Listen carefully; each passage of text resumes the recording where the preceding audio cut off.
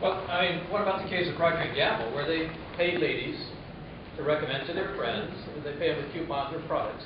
But that's to use those products. I mean, if that's not manufactured buzz, what is it? How hard is that? Well, but exactly, that's the problem. The problem becomes then is that, you know, if it's Tupperware, I understand what the relationship is.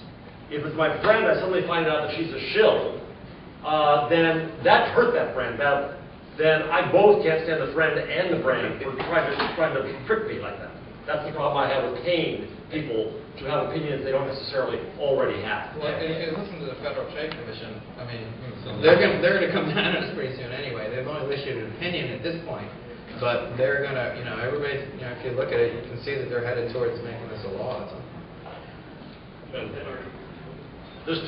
turn up just for fun. Ted Murphy from Paper Post. Floor is yours. Thank you very much, finally.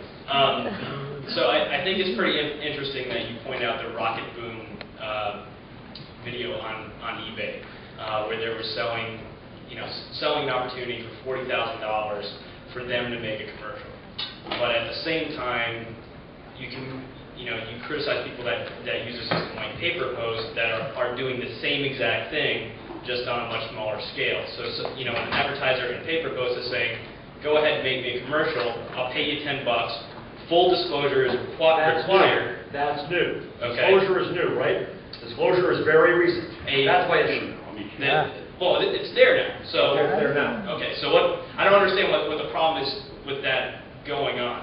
So and another thing is, when you talk about buzz is created by people and the masses, I think that's why a platform like Paper Post is so powerful, because I could spend $100,000 to have a professionally produced viral video that I'll put out on YouTube, and who knows what the hell will happen with it. Or I could come to a platform like Paper Post and I could spend the same $100,000 and have 10,000 videos created by the people, all unique with their own spin and their own opinion. So to me, when I look at that as an advertiser, I'm like, do I want 1 in a 10,000 shot? Or do I want 10 out of 10,000?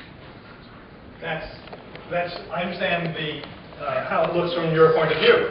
I'm a person out on the internet. The internet matters a lot to me. It's where much of my social life is, for better or for worse. It's a very personal area. It's where my friends are, and it's where I think and I write and I engage in conversations.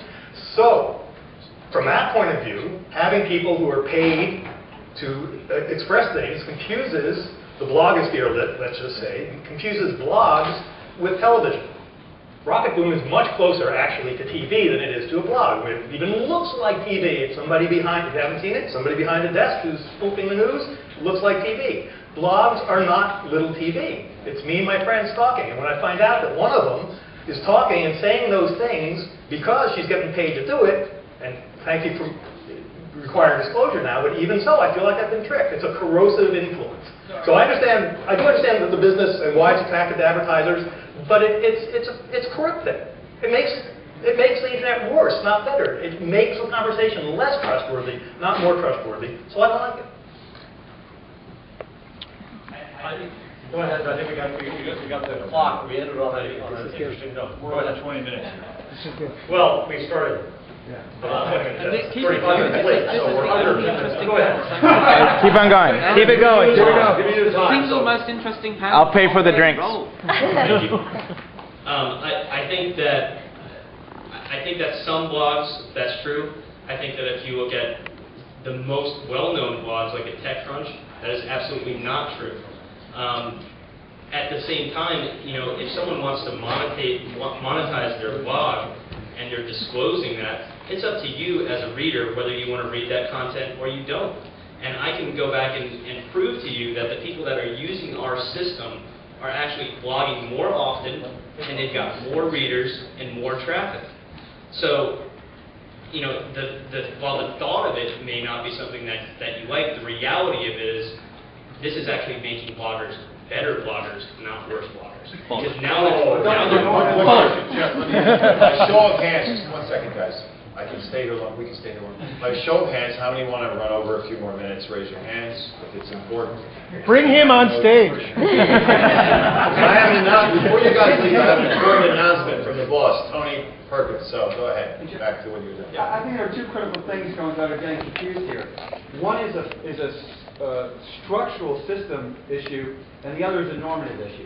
And I think you have to separate the two. So from a structural issue, from a systemic issue, something like this may contaminate the water so that it makes it what other people who don't want to be brought into that system, suddenly they're not able to function. That's a different conversation.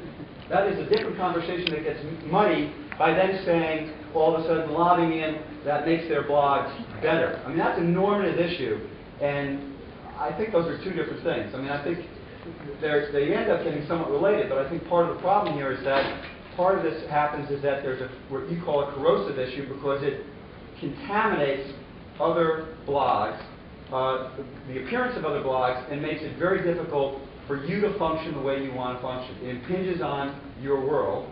But the other issue is it a good or a bad thing?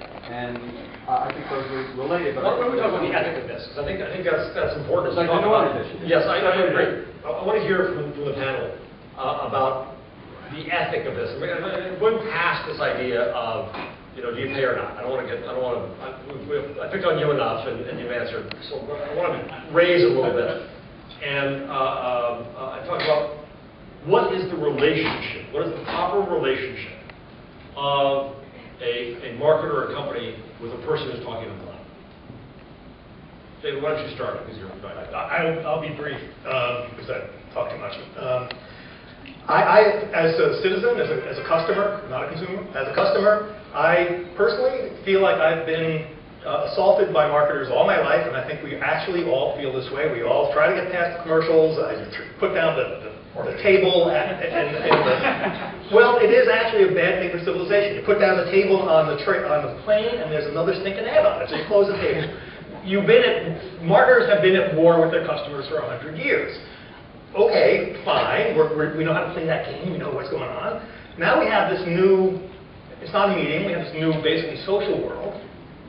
I feel like I'm at war again. I was hoping I wouldn't be at war again. I was hoping that, foolish me, that we would have a spot that was ours, not the marketers, it was ours, that we could build and make something new and something actually good and human with it and not be assaulted by messages.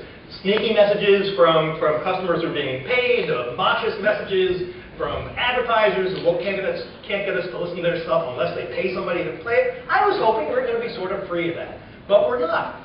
Marketing is still at war with its customers. It'd be nice to get over it. The reality of the situation, it's a great point you make, David, but marketing is the lubricant of capitalism.